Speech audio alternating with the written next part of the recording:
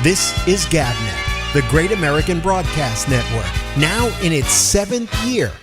Talk like you've never heard it before.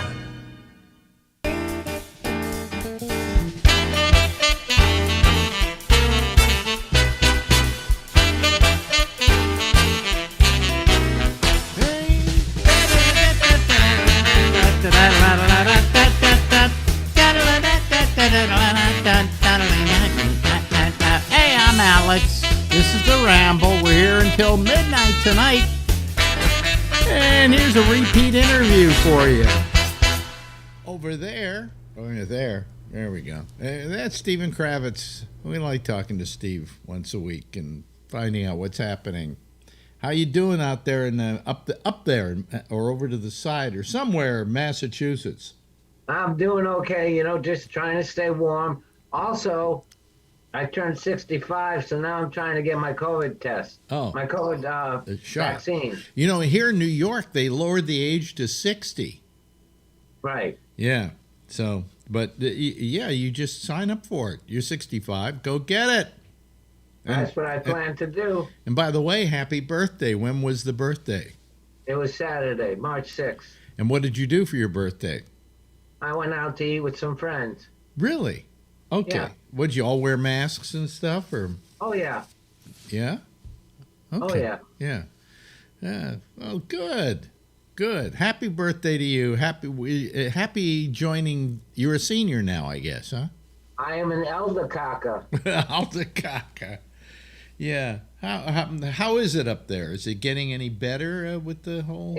It's warm. What do you mean with the COVID? With the COVID and everything else. Well, the weather's warm this week. Next week's supposed to be cold again. Mm-hmm. So this week is okay, and the COVID numbers are dropping here. Okay, that's good. Coming down. They're opening up more and more stuff. They're not dropping here particularly. We still have a high level of deaths up around, I don't know, in the 60s or something like that, maybe higher. Right. It did go down. Now it's going back up again. I don't know. But Is that just in New York City or is that New York State? New York State. New Okay. York State. Our governor's had some problems lately. Really? Yeah. And so he hasn't been able to do what he's, I think, got to do. They took away a lot of his powers during this thing. Yeah, now they want to take away his office. Yeah, but I mean, taking away the power inhibits trying to solve the problem, Right. And I think, overall, I mean, yes, the nursing home thing was a big gaffe, but it happened at a time when, there's we didn't know what we were doing back then, okay? No. I think anybody would have made mistakes. And Yes. especially because you were relying on what the government was telling you was accepted behavior. And, Right. And so, I don't hold that much against him on that. I think that later on he corrected everything and he saved my life. I'm alive today because of measures he took back then. Right. Same thing here. Alex, that they took some really stringent, hardcore lines in the beginning. Yeah. There was no playing around. And they saved your lives as a result Yes. of it, And I mean, I don't care if you just turned 65. If you're 63, you're maybe in the danger zone. Sure. And so like you said, now it's anything over 60. Yeah. Well, here in New York, I don't know about up there. No, it is. It is here too. Oh, 60? Yep. So just as you turned 65, they said, you can be over 60. That's right.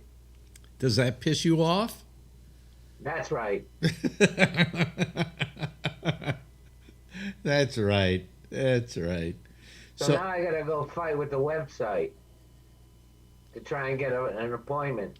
I guess you can just type in vaccinations Massachusetts and it'll give you a lot of places you can go and sign up. Right.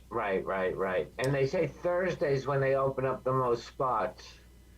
Oh, really? Yes. Why is it Thursday? I don't know. Oh, that doesn't make a lot of sense, does it? None of this makes a lot of sense. I think that you probably. How long do they say it'll be before you can get a shot if you can find one? I mean, is Oh, it? they don't say. I mean, do they suddenly say, "Well, yeah, next July, you're scheduled No, for next"? they say actually next month, April. Yeah. They're gonna get like 500 million new shots. Okay. All right. Well, maybe you can get one before then. Yeah, if I can, I can. If not, then I'll wait till April.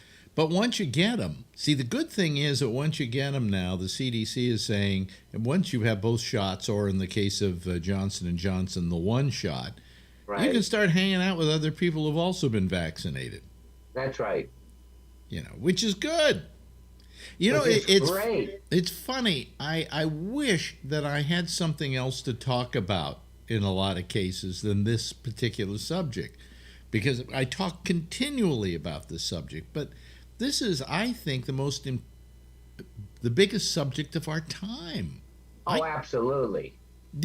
I can't think of anything else that has impacted us as much as this has impacted us, and will establish our behavior in the future. Oh, without a doubt. Without a doubt. No matter what, even with the vaccine or not, you're still going to have to wear a mask. Do you remember anything in your lifetime that even approaches this? I mean, I can think of something that kind of did approach it, and that was polio when I was a kid. Right. Like we've talked about, I had a friend that had polio. Yeah. And I remember as a kid worrying about getting polio. My parents actually worried about it more than I did. Sure. Don't go in that pool. Don't do this. Don't do that. Right. And they didn't know what caused it. Right. And I remember living during that, but that wasn't as scary as this. No. Because this is mutating. This is beyond our comprehension. Well, also, I think it's because when I was a kid, my concept of the danger of polio, while I knew it was out there and I knew kids who had it, it just didn't strike me in the same way as something where I'm an old adult, right, who can get COVID and die from it, okay, right, and I'm more subject to it than, say, somebody who's younger, all right? Yeah. So, yes. Again, the same fear that I had with polio, I'm now having on this end of my life with COVID, only this is much more deadly. Yes. But you've had your 2 vaccinations. Yeah. Polio is crippling. This is deadly. This is deadly. Yeah. You've had your 2 vaccinations, right? Yeah. I feel tonight we're going out to dinner. We're going to go to a restaurant for the first time, indoor dining. There you go. We're going to do it for the first time in a year. At least a year. Yeah. And Marjorie wanted to. She said, "I'm taking you out to dinner tonight. We can do it." And that is so cool. And I feel safe. I feel that if I get it, if I were to get COVID, it would be a mild case. All right. And nobody who's gotten the vaccination has died. That's right. That's right. So that's the good news. They say, well, there's a more virulent strain out there. Yes, but it's still, I'm protected against that. Right. Right. So you're good. Oh, you're yeah. Yeah, I was thinking of holding a party here for just all the people we know who have had 2 shots. And we can just all hang out and just be ourselves, Yes. Why not do that? Yeah. Do you know anybody that's had COVID? I guess you do. No, I don't. By the way, those things that are constantly coming up in the top of my screen are, let me lower something here, then it won't happen. Okay. Those are just notifications that I get, and it just somehow comes into the picture, and I don't want it to come into the picture. So Is that the guy that calls every time you're on the air? No. But these are notifications like, you just got mail, you just did this, and it was coming in. It was coming into the picture because I put it up towards that part. I've fixed it. so it won't happen now. So Alex, just check this out. I have a gig. Wait a minute. Hold on a second. Everybody, listen to this. Yeah, I have a gig. a gig. Now, for a comedian, a gig means Is a you're working. job. You're working. I'm doing 10 minutes on some sort of Zoom. Oh, Some or other. one of those things. Yeah, but still, Yeah. Yeah. April 15th. What was it? Did Bub say that he was offered to do some Zoom things, and he did one, and it was so terrible that he just doesn't want to do another one.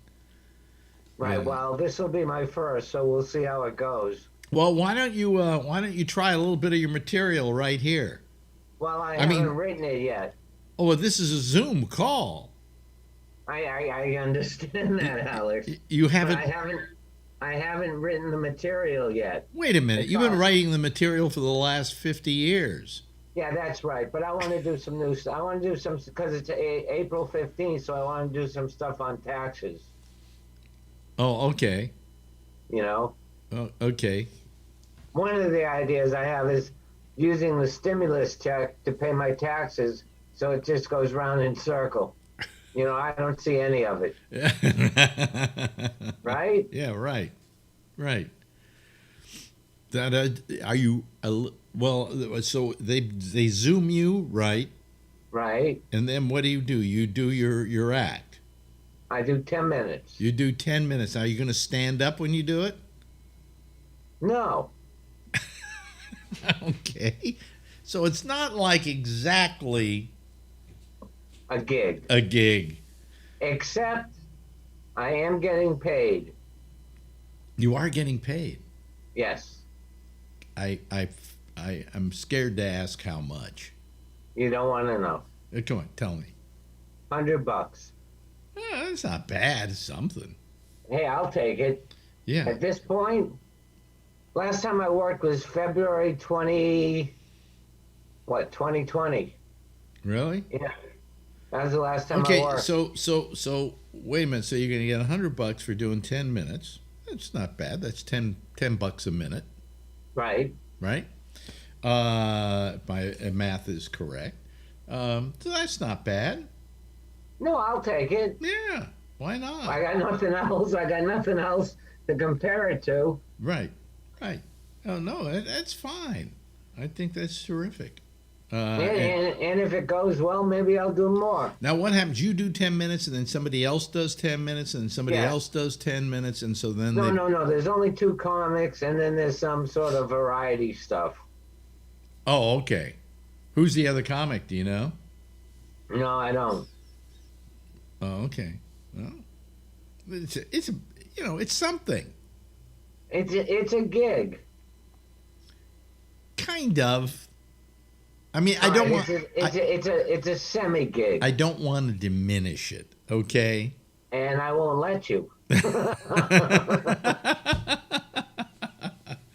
But it is a gig.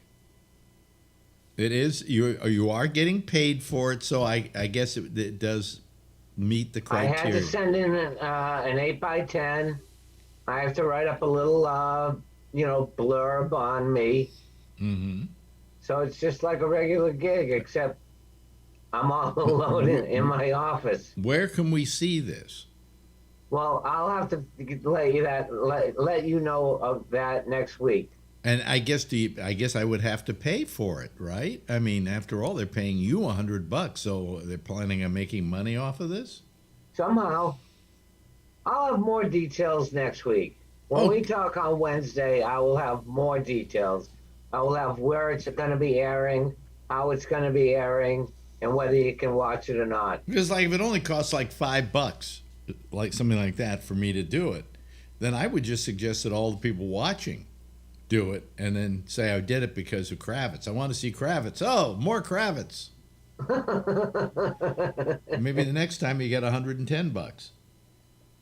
With luck, knock on wood, You can hold their feet to the flame for that extra $10. for that extra. Just squeeze that extra $10 out of them.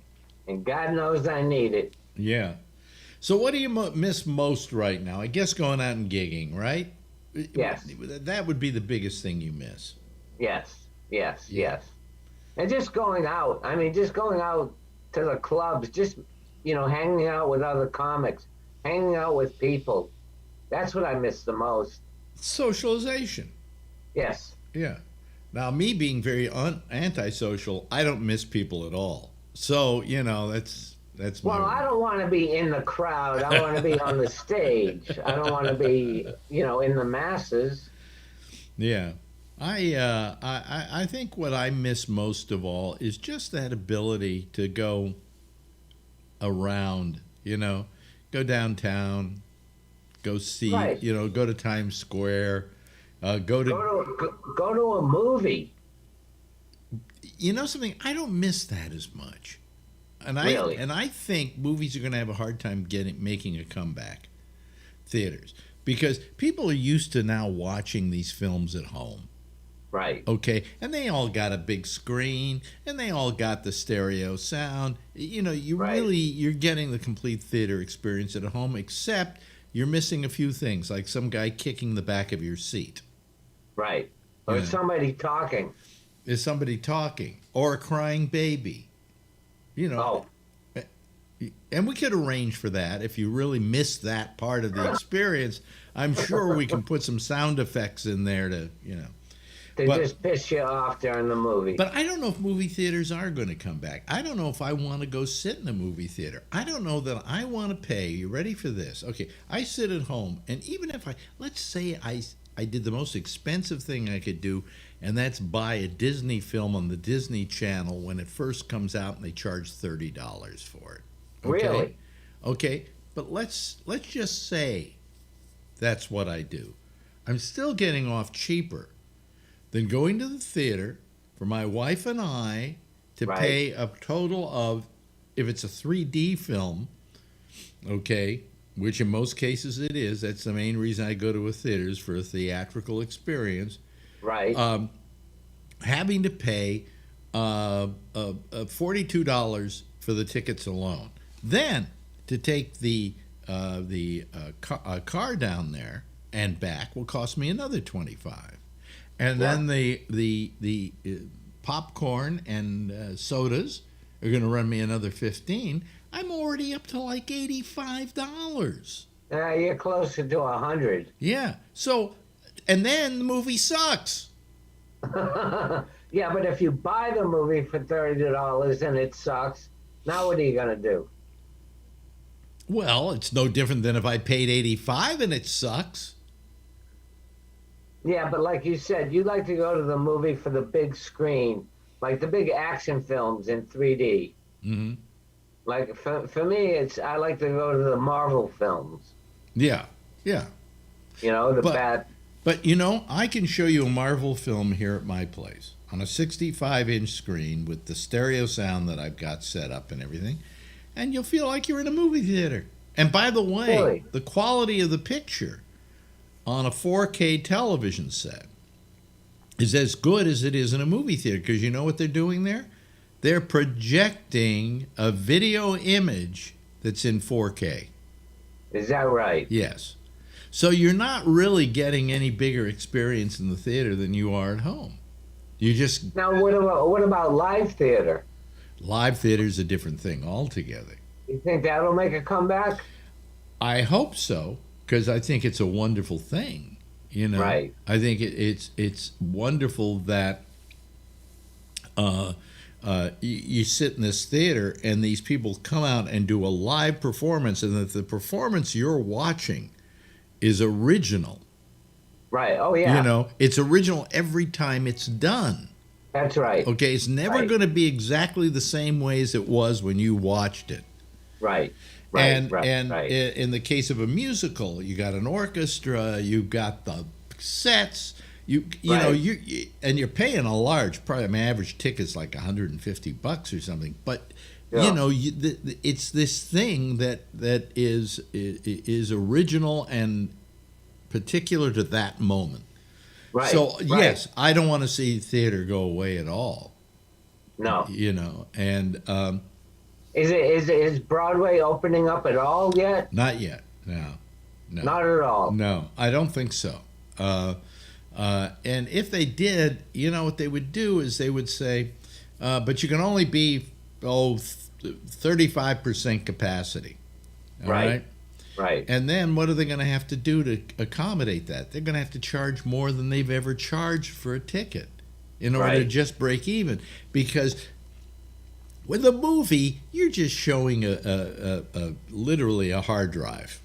That's what you're showing. Okay, what's the expense in that? There was the expense of making the movie, but there's not an expense in actually showing it. That's right. With a theater, there's a huge expense in doing a live performance.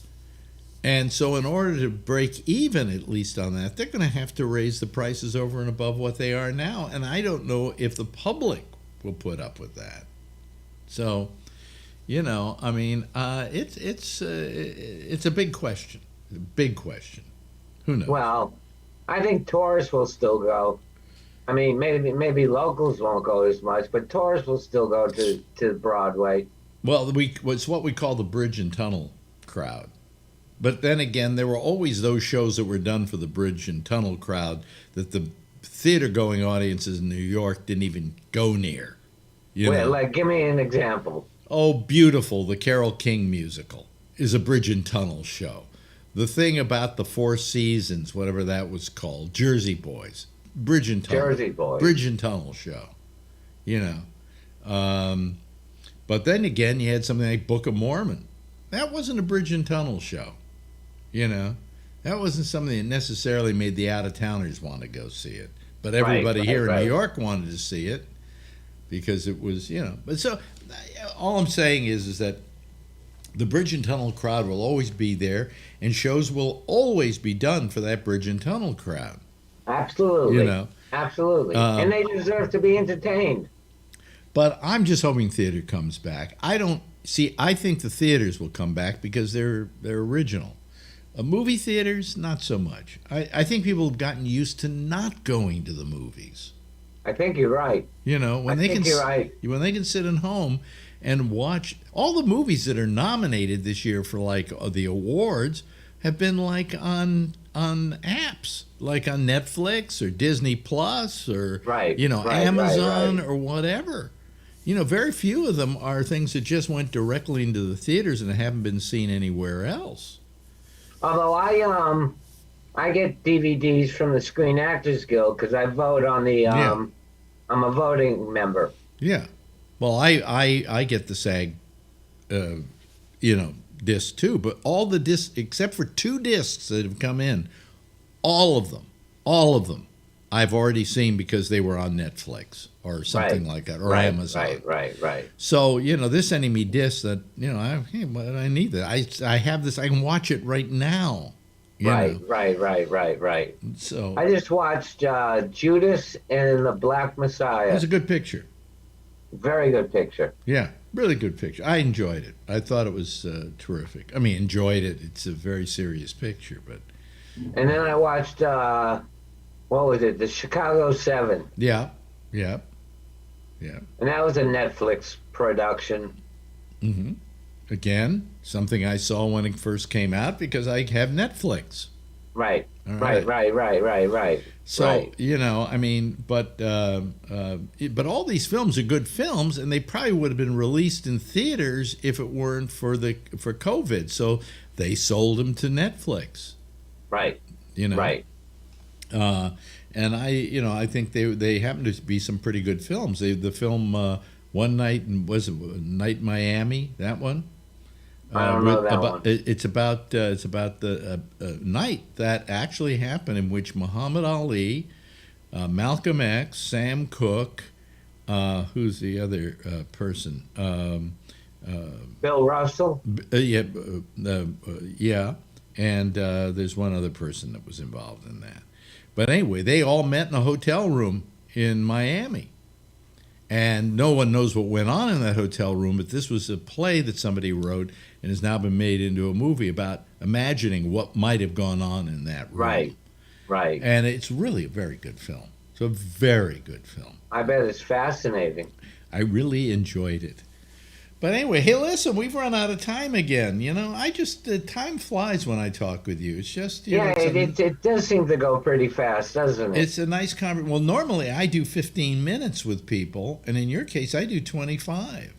Just simply because it goes by so easily and breezily, and I hope I will see you again next week. I will see you on the 17th. Yeah, but in the meantime, stay where you are so when we're through here, I can talk to you for a couple of minutes. Ladies and gentlemen, the person that is Steve Kravitz. See his name there? Bye, Steve. Bye-bye. This is GABNet, the Great American Broadcast Network, now in its 7th year. Talk like you've never heard it before. And thank you so very much. Let me see here. Why is my mic so low tonight? I don't know. I maybe up here somewhere. I didn't know. That's fine. That's good. I guess we're okay. I guess we're fine. I imagine we're okay. All right. Hello, everybody. How are you? Nice to see you once again. And I don't know who this person is, but I will admit them because I have no idea who it could possibly be. Oh, it's Brian.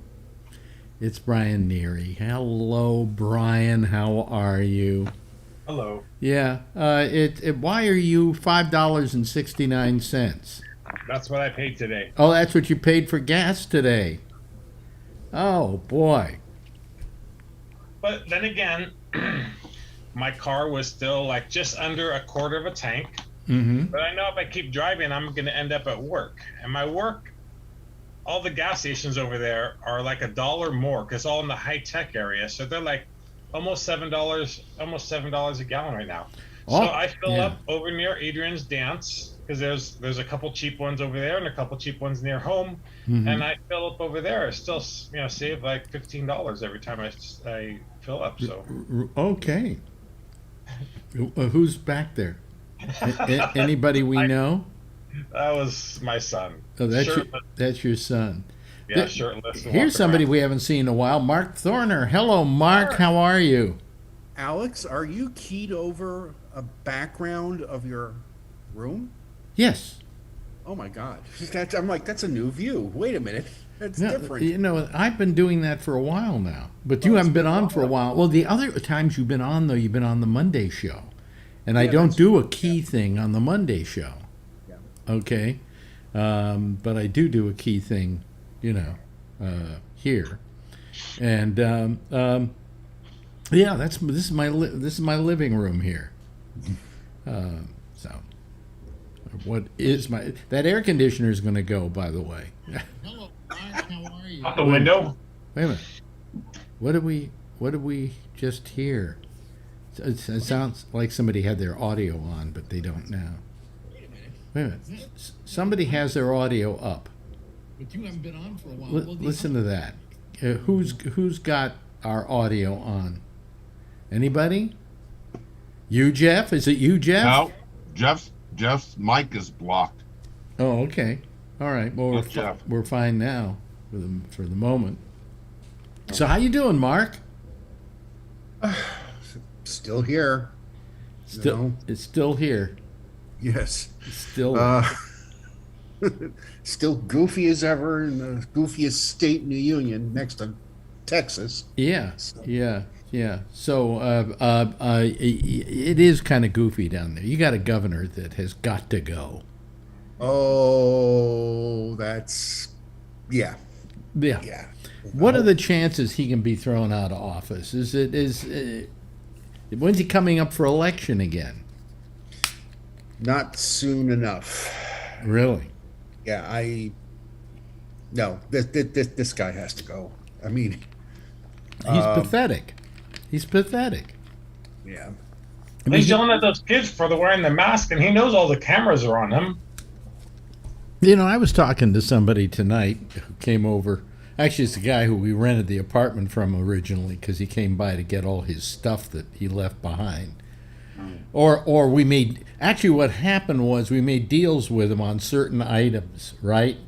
Mainly, I wanted to keep we had this one of these beverage holders. It was a wine cooler that he left behind. But since then, we not only use it for bottles and things like that, but we also use it to put all the soap and stuff because it's next to the washer dryer. And I just wanted to buy the thing from him so we wouldn't have to buy a table or something to put in there. So we got that, and there were a whole bunch of other things, you know, this, that, the other thing. Hey, the wooden blinds, okay, we'll pay you for them, blah, blah, blah, blah. So we came up with a final number, I don't know, for all the stuff that we're going to keep. But we said, take the air conditioner. And the reason we said take the air conditioner is we don't ever turn that air conditioner on, or the one in the dining room. And if we really need one, I'll just buy a brand new one that's state of the art and Wi-Fi and all of that, you know. But he came in and he looked and he went, well, gee, at first he didn't realize that the oven is our brand new oven and that the refrigerator is a brand new refrigerator. And he said, what happened to mine? And we said, you realize you bought that 18 years ago, don't you? He says, it wasn't that long ago. I said, it was 2003 you bought that when you moved in here. I said, believe it or not, I don't know what the life of a refrigerator is or the average life of an oven is, but I'm sure it's 18 years you're pushing it, okay? And then I told him about my new oven, and I said, this one actually talks to me. And it does, really, kind of. I'm sitting here, Marjorie's making dinner, and on my watch, I get messages that say, your oven has just been turned on. You got one of these? Do you? No, you don't. Okay. Mark Thorner doesn't have one of those, but it says like, it's been turned on, it's been turned off. It also, there are new messages that come up. You should clean your oven tonight. It's making me feel like I'm a filthy, horrible, dirty person, you know. And then I get a piece of email the other day that says, this is a message from LG. Last month you used so many hours baking, so many hours broiling, so many hours convection cooking. And I'm going, now my new oven is ratting on me. You know, I mean, if it knows all this about me, what else does it know? Yeah, we got a new fridge, and it lets me know when the door is open too long. You know, it starts beeping, but then it'll text me. And then also that the filter, we just got it 6 months ago, and the filter needs to be changed, so it sends you a friendly reminder. Well, we were going to get one with a Wi-Fi in it, a refrigerator, but the one that we wanted wouldn't fit in our elevator. So we had to settle for a smaller one, not as big a one, just slightly about 1/2 inch thinner, okay, in depth, and so it could get in the elevator, and that one doesn't have Wi-Fi, and then I wondered, well, what is? I know what an oven. Wi-Fi, I can turn it on and off. I can be in a remote location and say, okay, start warming it up because I'm coming home and I want to cook and I want it to be warm by the time I get there or whatever. And I understand that, but I don't understand a refrigerator. Why Wi-Fi in a refrigerator? And you just explained it to me. What? Okay, Alex, there is one brand, and that's Samsung. And they basically took, hey, let's take an Android tablet and smash it together with a refrigerator.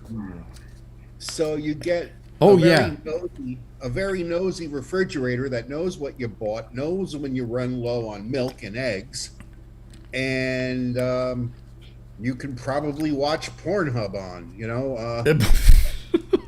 But I was like, really? Are you kidding me? You don't have one of those, do you? No, I have no. That's why there's certain things I have limits on. Yeah. Appliances, that's no. Well, I noticed there were some that had like a tablet on the front, and you could watch TV or you could bring up a recipe, you know. Yeah, and it's like, no. It's bad enough that you can't buy a dumb TV anymore, but a smart appliance, no way. That ain't happening. Well, I mean, the fact that my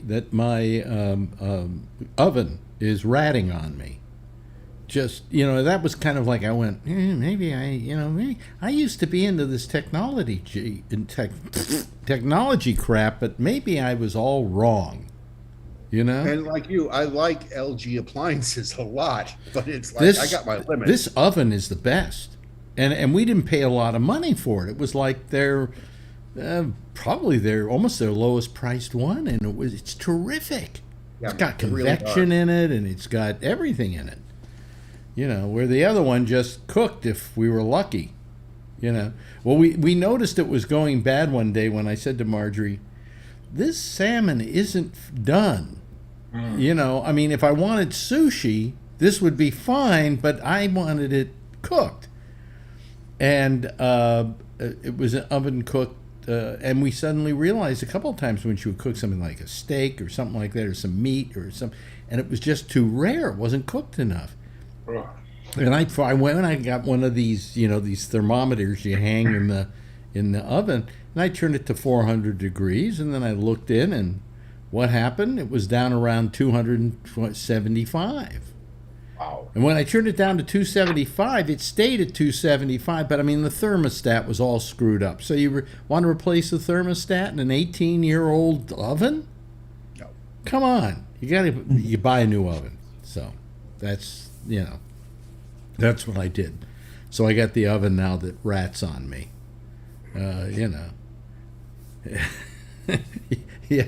Yeah, probably if you cook meth in there or something, it probably calls the police. So. But anyway, so how you been otherwise, Mark? I mean, I've been very busy, doing very well. Can't complain on that. Are you working and stuff? Oh yeah. Very much so. What are you doing now? I'd rather not say on a public forum right now. Oh, really? Oh, yeah, okay. that's why So you're going back to your old job, working as a pimp? Is that what it was? Oh yeah, I miss the white folks. Yeah, the ultimate wigger. There you go. Yeah. No, it's not work. Offline, I'll tell you. That's why. Yeah. It's, believe me, it ain't anywhere near what I used to do. So. Yeah. Yeah. And you're still doing the photography and stuff like that, right? Well, yeah. I mean, like I've always said, I live right next door to a National Geographic special all the time, so I take advantage of it. Yeah. Day and night. So it's like, it's a lot of fun, and watch the world go around me. Now, occasionally.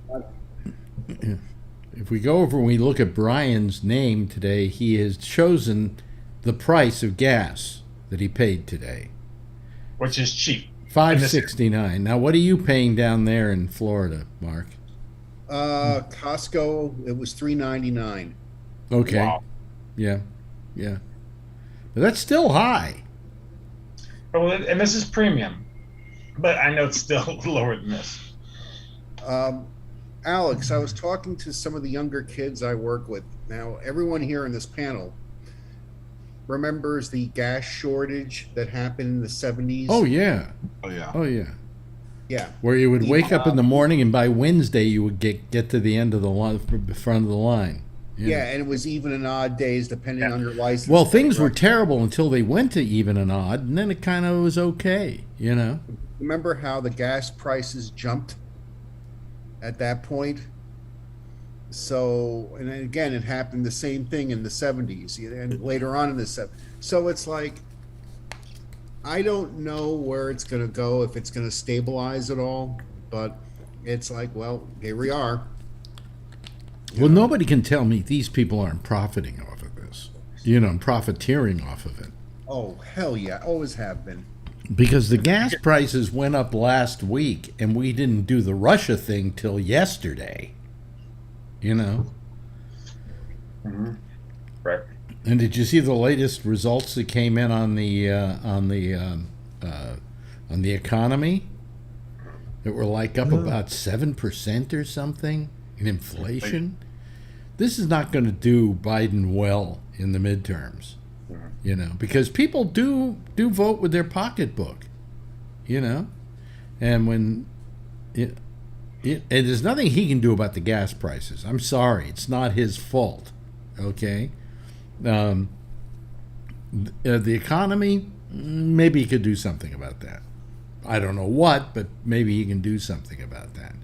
But he's going to get blamed for all of it, and the Democrats are going to lose like crazy, and we're going to be up to our ass in Republicans, and back to fascism we go. We may as well move to Russia. It'll be freer there. You know? Can you imagine in Russia if you get up and you protest and say, I don't think we're winning the war in Ukraine. We should get out of there. People are getting killed. You can be arrested and thrown in jail for 15 years. Wow.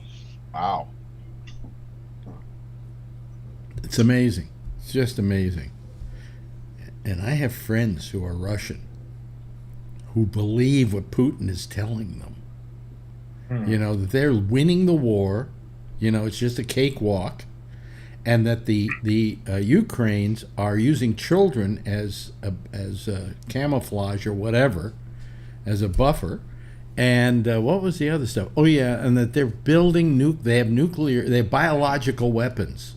The Ukraine. Yeah.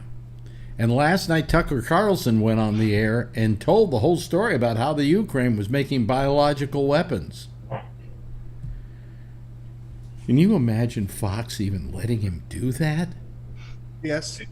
Yeah. They always say that's what Putin does. That's his game plan. He always says that the other person is doing what he's actually doing. Right. Well, that's the way Trump was. Trump would always blame somebody of something he was guilty of. Yeah. You know. So Every day. yeah.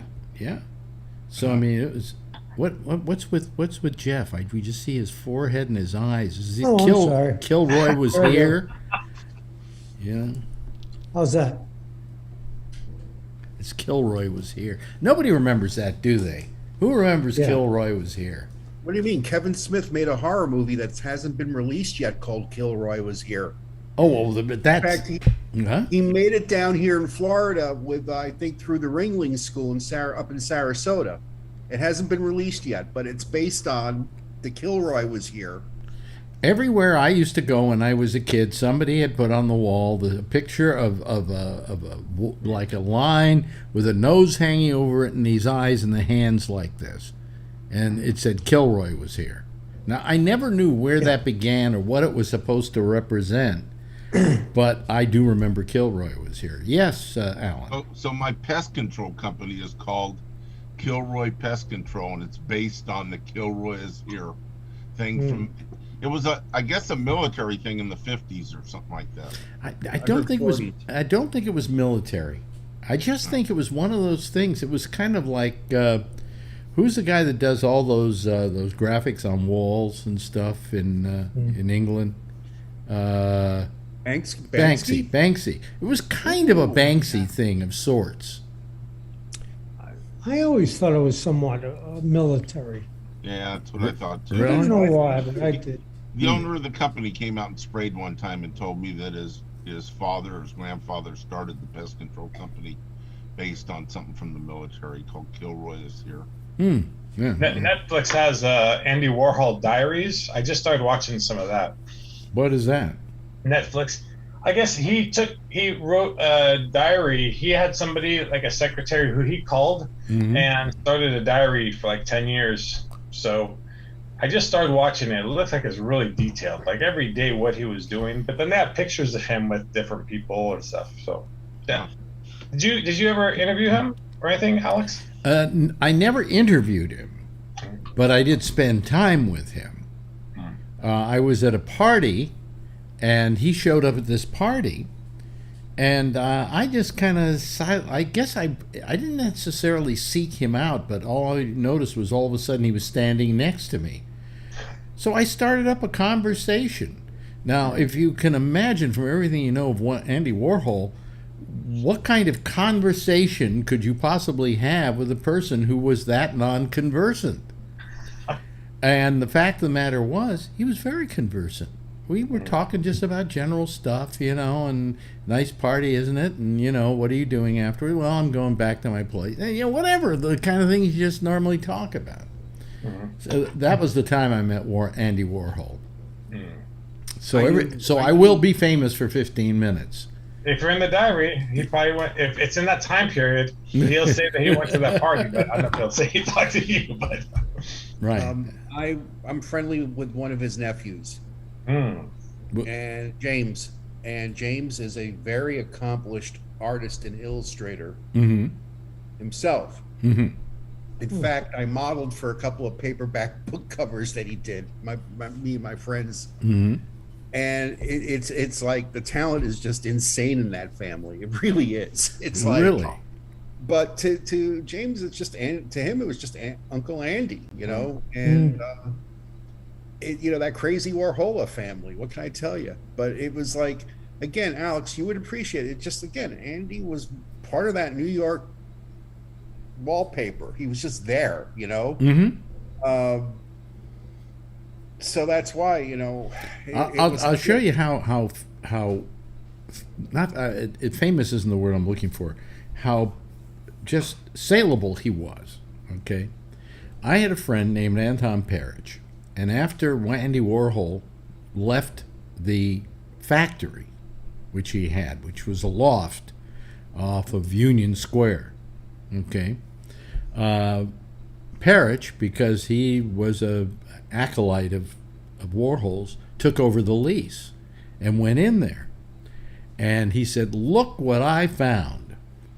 And here were a lot of Andy Warhol's silk screens, like the electric chair, the cow, might have been a Campbell soup can there somewhere, but they were all silk screens. And because you did this so that you would take the value out of them and prevent more of those silk screens from being made, he cut with a knife through them. Okay? And then Perich went, well, maybe I could sell these things. They sold for thousands and thousands of dollars just with a slash being cut right through them. Andy slash, too. Yeah. Now, the question is, and let me ask you this, Mark, and, you probably have an opinion on this. Was Warhol a con man, or was he a great artist? He was a great artist and a businessman. And he was very smart. He knew how to market himself. He knew the image that he was projecting. And he made money with it. And it was a business. He had at one point, two really good people working with him who made those silk screens. But I do know that Andy pretty much, that there was a reason why it was called the factory. But he was, he was there. That was his thing. And,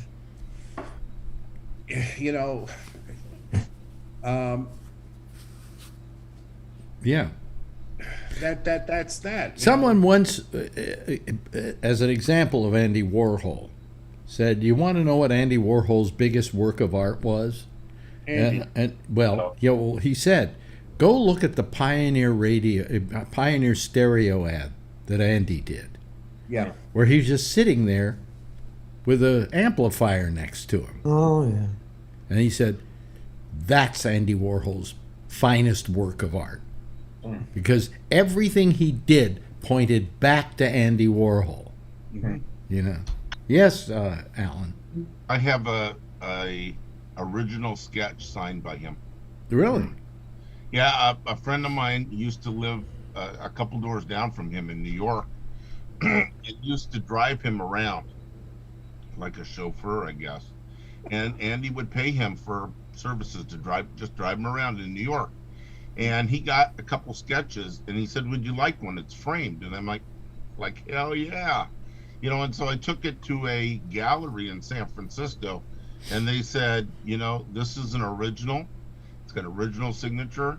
It's of a woman from her belly button up, standing there nude, just her breast hanging out, with long flowing hair. And and the guy said, "You ever want to sell this? Let me know. I'd be happy to buy it, or display it in our." And I said, "No, it's kind of neat, and I like it, so I'll just hang on to it." And I said, "Just out of curiosity, what do you think it'd go for?" And he said, "Somewhere in the $30,000 to $40,000." I said, "Well, I might be willing to sell it for that, Well, maybe it is, and maybe it isn't. Yeah, I learned something. I've shown you the postcard I have of John Lennon's, in which John Lennon drew on it, literally. That's worth money. Well, at one point, I think somebody estimated it's worth at about $25,000. Because it talks about it's a postcard to me saying, I hope I was good enough on your show last night. I had enough shit last year. And that was the year he went out to California and, hung out with, what's his name, the other singer? Oh, my God, Nilsson. Oh, my God, the lost year. Yeah, and so it references the lost year. And Wow. I think he writes the word shit on there or something. I could go get it and read it to you. But anyway, that somebody estimated about 25,000, and I mentioned this to my friend Shecky, and he says, "Yeah, it's probably worth 25,000, or it's worth 35,000, or it's worth 10,000, or it's worth nothing." He said, "It's whatever people want to pay for it that drives the price up." So I have. The other thing I have that's kind of collectible is in 1998, a friend of mine worked for General Motors. They sponsored race car drivers, and I guess they still do. But anyhow, he took me out to Las Vegas to watch a stock car race, and they put me in a car in the jump seat when I could get in and out of the car. And I got in the car, and the guy took me around the track at 200 miles an hour, made me a little nervous. And when we got out, the guy says, you don't know who I am? His name was Dale. And I'm like, nope, I don't follow stock car racing. He said, well, I'll tell you what, I'll sign a piston that came out of one of my cars. And he signed it, Dale Earnhardt. Oh, my God. And, 3 years later, he was killed in Daytona in 2001. And so friends of mine are like, you ought to try and sell that. It'd be worth a lot of money. It'd be worth a lot more money if you got killed by getting hit by a piston. Absolutely. Buy that piston, yeah. Yeah. So, maybe for Brian's 60th birthday, he's into cars. Well, I have two other things I haven't had appraised. One is a Tommy by the Who poster from the Fillmore. But what makes it distinctive, and you can barely see it because it's faded over the years, is the autograph of the artist. The artist signed it. And then on the back of it, actually we have it mounted now on the front under the poster, is a card from Pete Townsend and his two managers saying thank you for helping the Who to me. Oh my God, that's right, Alex. That's got to be worth something. Yeah. And then the other thing that I have is a print for a show at the DV8, which was a club in San Francisco, but the poster was done by Keith Haring, and he signed it. Yeah, that's worth. I have buttons that Keith gave me. That's Snyder's club, right? DNA Lounge was Snyder's club. Rob Schneider's brother, right? Was it? I think so. I don't remember. Yeah. DNA my friend's a big DJ. He lives down there with Rob Schneider's brother. Oh, okay. DNA in San Francisco? Yeah. Is it still there? Yeah, they just did a thing a couple weeks ago over there. Really? Anyway, so that I have the Keith Haring autographed poster. So I have a couple of things. I've got a copy of somewhere in. I guess I've still got it in California in storage. I have a book by the guy who did all the artwork for. Oh God, my mind's just going. What's his name? Dr. Gonzo. Stedman. Well, Stedman. Ralph Stedman. Ralph Stedman. It was a book by Ralph Stedman, and he signed it for me. He autographed it for me, but he didn't just autograph it. He would take his autograph, he would sign it, and then these were like ink pens, but they weren't the ink pens. They were the really metallic ink pens or whatever, and then he went splat on the page. And that's the autograph I have of him. So that was all nice. the collectibles we have. Yeah, anybody else got a collectible here? Well, he's got a McLaren or whatever that car is. What is it? What is it? Oh, wait a minute. I gotta get rid of this, folks. I'm sorry. What? Yeah, it's a McLaren. Yeah, it's a McLaren. He's got. Oh, that's kind of a work of art, isn't it? Yeah, but when you pull into a an Arco station, everybody's like, "Oh, okay." It was Moe's. No, they go, no more gas for us. Yeah. Moe's. That place, Moe's, I go by there when I drop off Adrian and pick her up from dance stuff. And that place always has a line. But, man, I've seen that tanker truck there probably almost every week. So I'm sure that's not the only time that tanker truck comes. But they're selling so cheap and the gas is just flowing so fast. I think that tanker truck is just nonstop going over there. Wow. Crazy. Well, at least you're getting fresh gas. Yeah. Yeah. I saw an interesting movie that I haven't seen for many years, and it was about cars, and it was called Ford versus Ferrari. Yeah. Great movie. Yeah. Great movie. Very good movie. Very good. Yeah, it's really good. But The end of it was kind of sad. But yeah, but I've thought about selling these things and so on. I mean, people say, well, would you sell the Lennon postcard which was sent to you? And I went, yeah, sure. And they go, well, boy, don't you relish that, having that, so on? And I go, hey, how many years do I have left to live? I can go buy some dope for that, whatever. By the way, did you hear about what they're doing here in New York? They just... This year earlier, they legalized marijuana in the state of New York. And we went, they're going to take forever to get this thing going, right? Because they're all going to figure out how much money is in it for me and how much money is in it for that person or this person. And my nose itches. Hold on a second.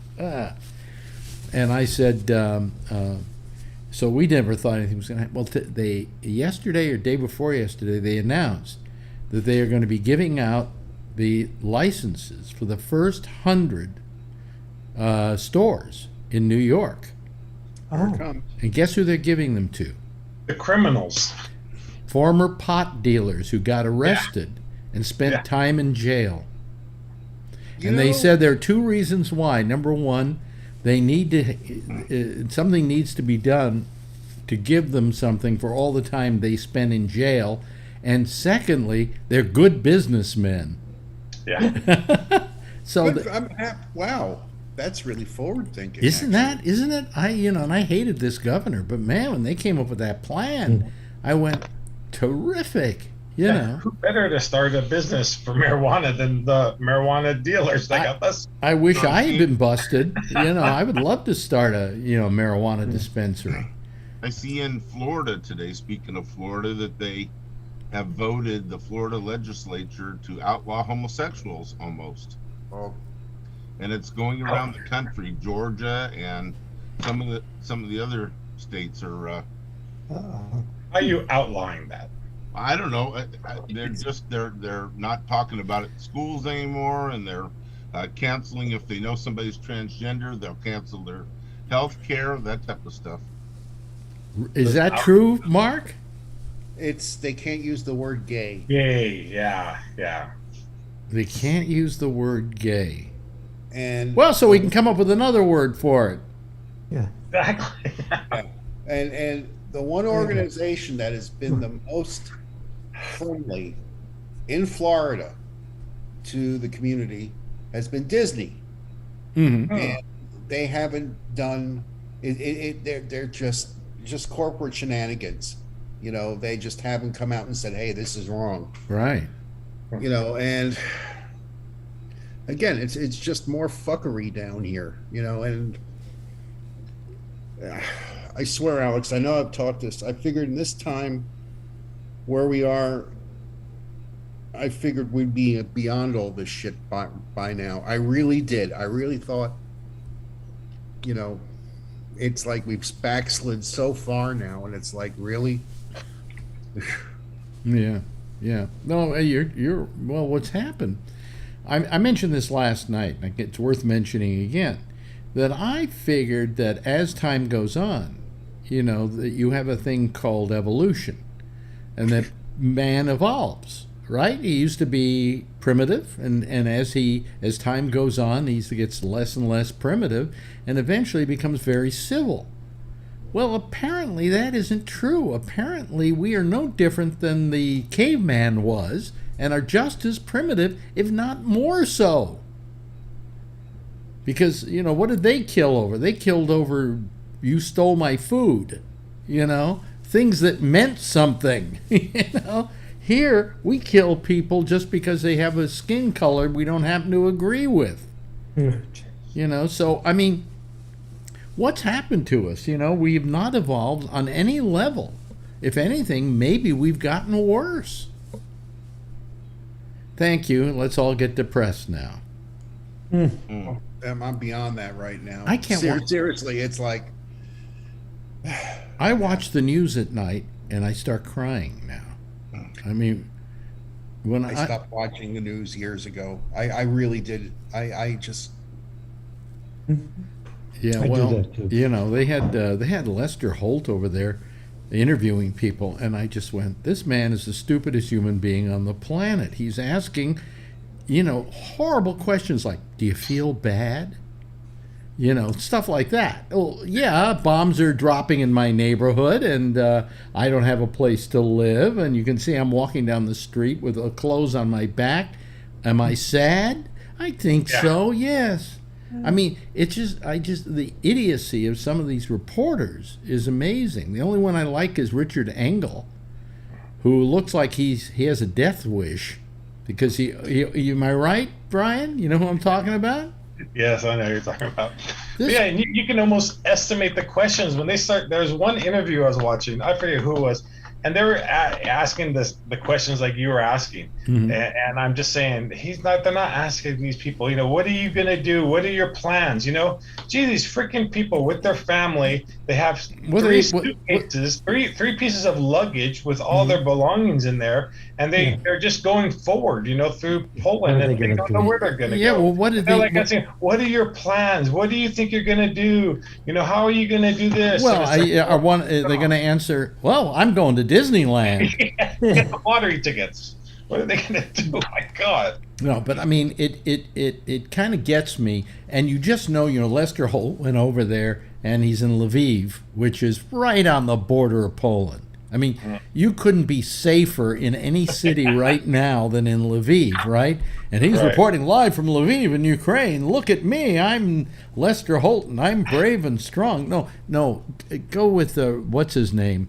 Who's down the road in Kyiv, having bombs dropped on him, right? Yeah. Richard Engel.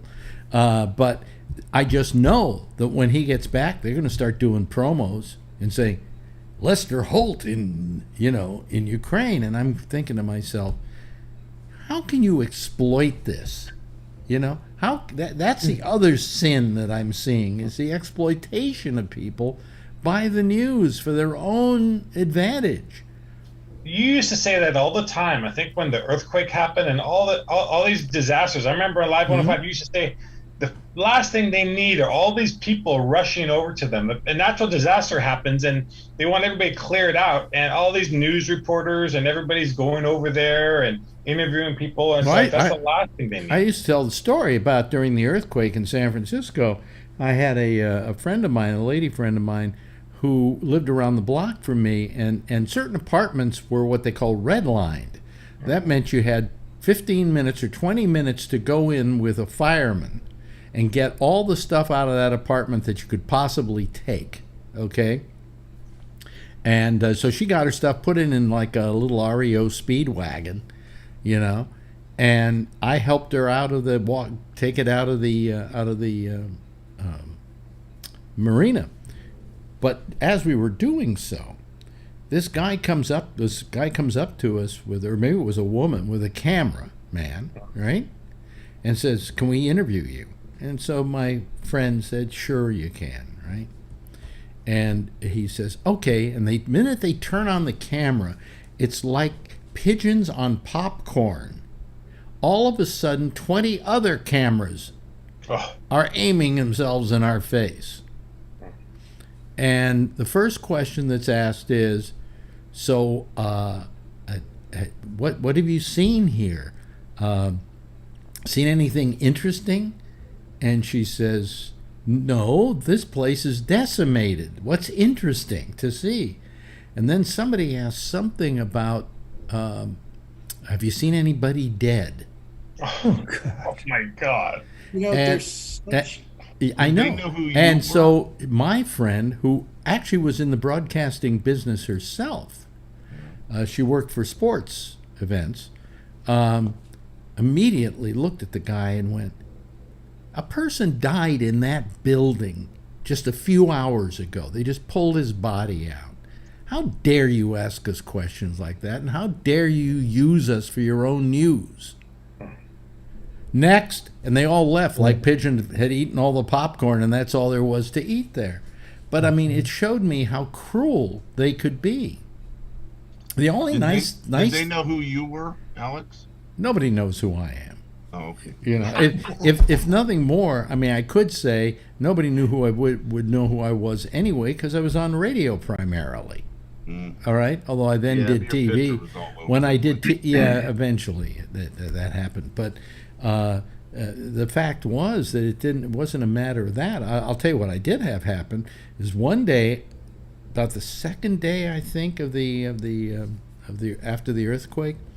I'm walking down the street, walking home, and who's walking up the street towards me but Tom Brokaw?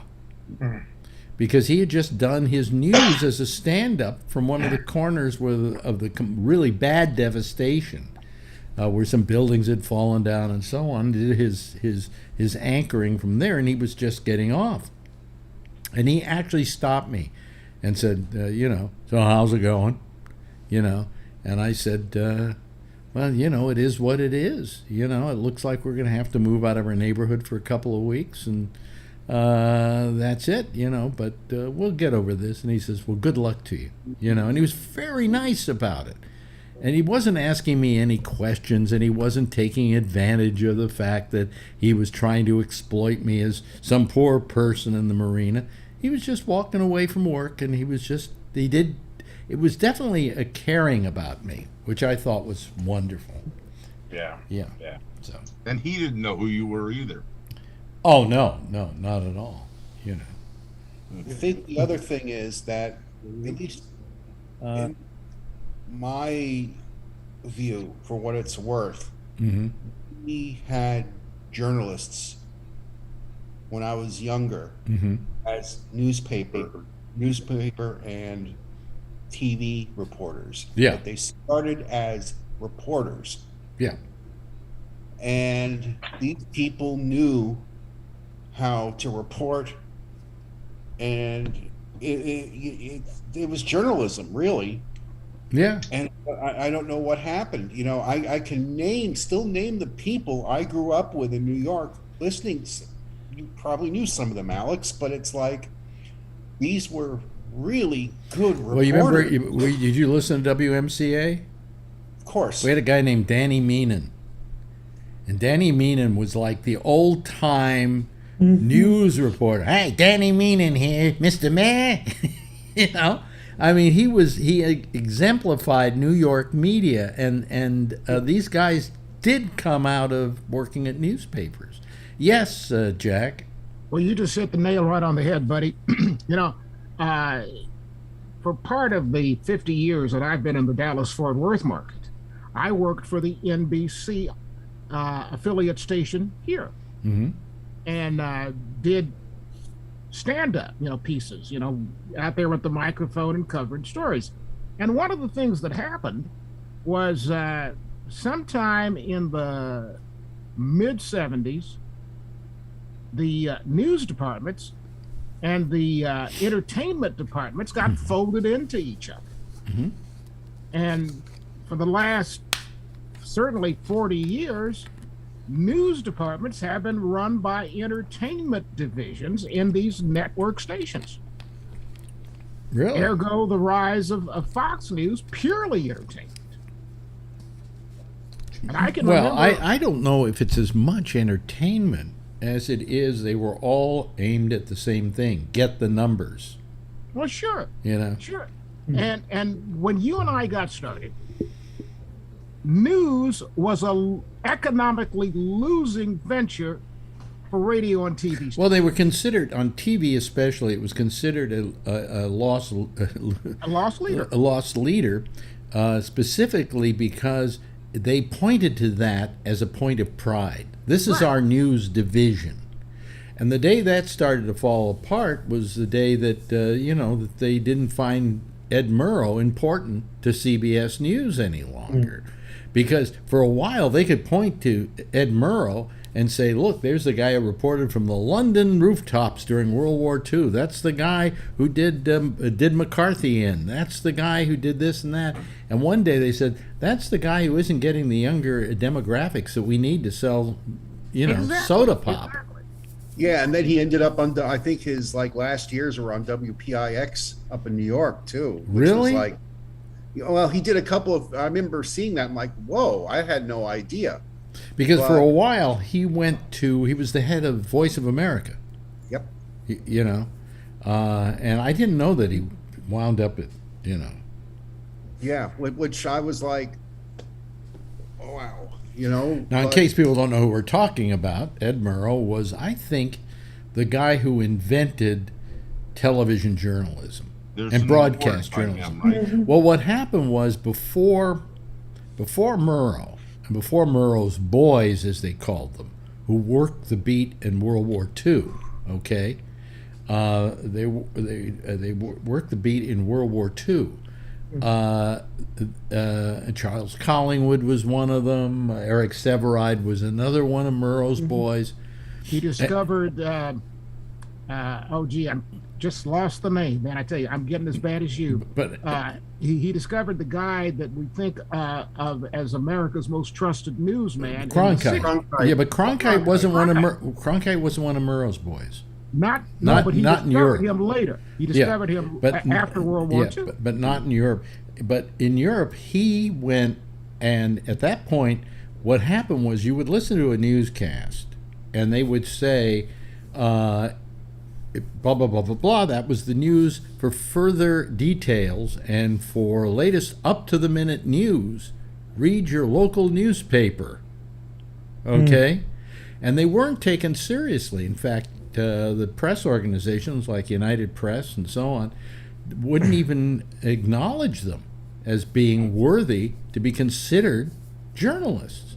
And Murrow came along and did his stuff from the rooftops during the blackouts in London and so on, and his people did their stuff, and they gained a reputation to the point where now these news organizations were ready to admit them and admit that they were part of the journalistic fraternity.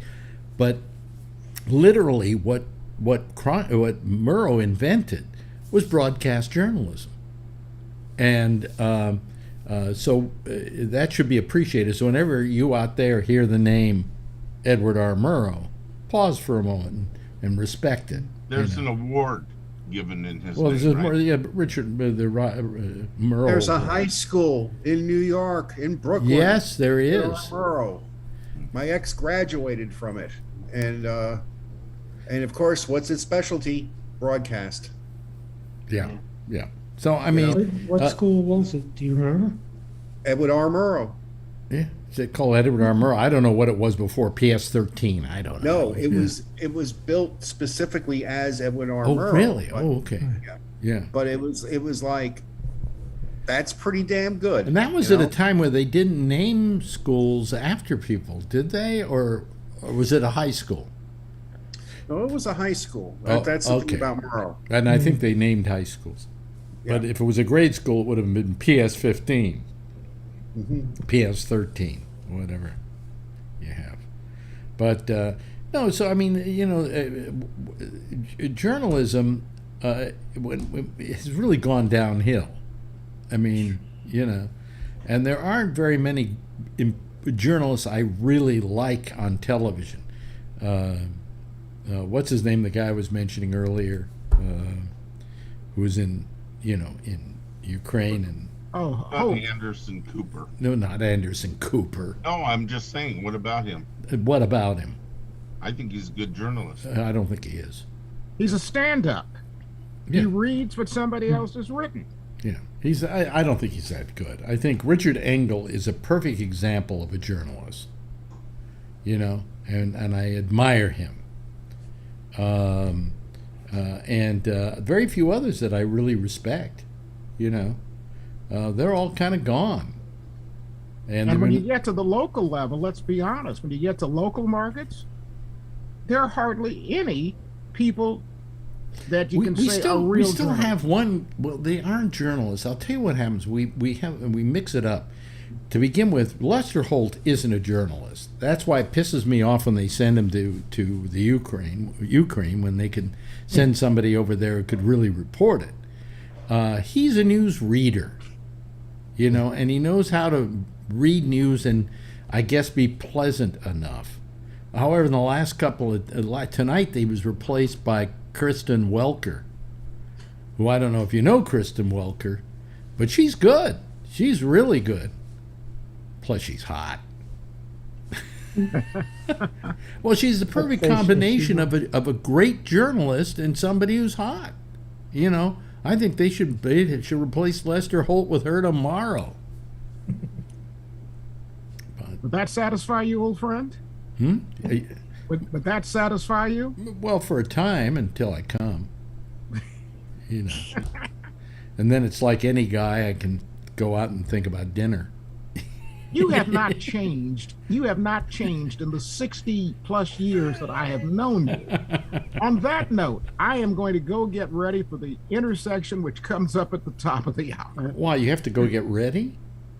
I got to go to the bathroom, got to get a Coke, got to blow my nose. Well, don't get the Coke, otherwise you'll have to go to the bathroom in the middle of the show. What do you do to keep yourself from going to the bathroom in the middle of the show? I take your advice. I'm now taking ibuprofen before the show. Yeah, that's what I do. Yeah. I know I could get through the show without having to pee, but it's just nice to know I got the ibuprofen in me, and it's kind of saying, wait a minute. You could get through the show. I can't. Really? I'd have to get up and pee. How many times you get up during the night? Oh, 2-3 times. Really? I don't get up ever. Really? Wow. Lately, I don't get up. Yeah, I don't get up. Of course, it's the 20 ibuprofen I take before going to bed. So, see you at the top of the hour. I'm a little lost how ibuprofen does something for your urinary tract. What do you mean? You take ibuprofen, the Motrin, instead of, and it stops you from having to urinate. I'm lost in the correlation. What does one have to do with the other? It for some reason it does work. Yeah. No, I mean, I don't take too much of it because it would hurt my kidneys. You know, too much ibuprofen goes to the kidneys. So how much do you take? I take I don't know. I take one of these. 200 milligram pills. Yeah, 200s. Yeah, one. And I have some 800s, which I sometimes take if I'm having real problems of one sort or another. Pain, yeah. Well, we've finally gotten down to the part of the program where we're talking about how many times you get up at night to pee. Down to the real stuff. Yeah, drugs and how many times you urinate. Yeah, but I'm that also. Well, I've been having problems because I think that having that operation that I had has affected my prostate a great deal. You know. But it hasn't affected it that way. I take a thing called Flomax, and I pee like a racehorse. You know, what can I say? You know, of course, sometimes I pee when I don't want to as well. But you know, you got to take the good with the bad. Now you had the seeds planted, right? I had the seeds and the radiation. Oh, okay. Oh yeah. Did you get real sick during the radiation? No. No. In fact, I used to call it my little friend that would come by and bzzz, you know, and then it was, I did 5 days of that, and then I did the seeds, and then I was good to go, and my prostate, my PSA went down to 0. But I'm going to have a test again in a couple of weeks, and I hope it doesn't go up, but, you know, it'll probably be low. The chances are good it will be low and never rise. So, whatever. You know, including the penis, huh? Never rise. Yeah, Yeah. But the seeds were kind of nice because I read before I got it, I read about, they put, in case you don't know what I'm talking about, radioactive seeds in your prostate. And then when you fart, a little mushroom cloud comes out your ass. You know, I love that joke. Anyway, they put the seeds in there, and then you read the instructions. They say, do not get near young children for the next 2 months. It would suck if you were And a pedophile. don't get near pregnant women within the next couple of weeks. Because you're radiated, right? Yeah. And one time I went in and I got what they called what was it? It was the heart thing. It was where they use radioactivity to check your heart. Radioactive isotope. Yeah, radioactive isotopes. And so they pumped that into me, and then made my heart start running like a little rabbit. You know, and then as I walked away, I went, well, okay, so we just did the radioactive thing. I said, anything I should know? They said, yeah, don't get near any pregnant women for about a week. I went, what? No, don't get near any pregnant women. I said, you're kidding me. They said, no. I said, then what's that crap doing inside of me? You know? It passes. You're not going to become pregnant. I'm not going to become There you go. pregnant. That's what I was thinking, Jeff. Or if I do, I'm going to have the weirdest looking baby, you know, Oh, with yeah. a hand coming out of its forehead. Kind of like Donald Trump. How's your health doing, Mark Thorner? Aches and pains that I never knew existed because I'm not a young man anymore. Oh, yeah. Welcome to your 50s. Join the club. No, I'm in my 60s actually, and just dealing with them the best way I can. Well, you know? as Betty Davis once said, getting old ain't for sissies. Yeah, sure. but it gives me an excuse to make a lot of bad jokes. So Yes, there is right. that. Well, you know what I did one day? I was down here. I had to take care of something on the floor here. And all of a sudden, I found I couldn't get up off the floor. Part of the reason being that I had a torn meniscus a couple of years ago, and I wanted to be careful of this leg so that I didn't pull it again. It's fine now. Froze for a minute. That's You it. froze for a second, Alex. That was Huh? you froze there for a second. It was Yeah, like that was funny. Good combo. Well, I try not to freeze, but, you know. Mhm. Anyway, hey, listen, you know something? I think I can play the goodbye theme here. Huh? There we go. There's a little bit of it down there. It's been nice tonight. A nice little group of people, and I love having Mark Thorner here. I mean, it's like old times, Mark, when you call. Plus, you must have a new computer because your camera looks great. yeah. Yeah, it looks terrific. That's okay. In fact, everybody looks terrific. I look at this and I'm going, in the old days, you couldn't get a picture like this on your TV set, right? Yeah. Yes, thank you very much, Brian. Mr. What is it? 569. Thank you very much for being with us. Oh, God, I'm just a mess. Mark Thorner. Alan, thank you, and thanks to Jeff. You know, Jeff was down where you are, Mark, but now Yes. he's not. Where are you? Still in Georgia? I'm in Georgia right now. Mm-hmm. In about this weekend, I'm moving north. Moving north. Okay. Hey, everybody, why don't you give a big wave goodbye, and I'll give a big wave goodbye at you. And so then I will then come over to me here, and I will say goodbye to all of them. Great having Mark here and having Brian here, Jason, and all of them. They're just a great bunch of people. Anyway, Jack Bishop is next.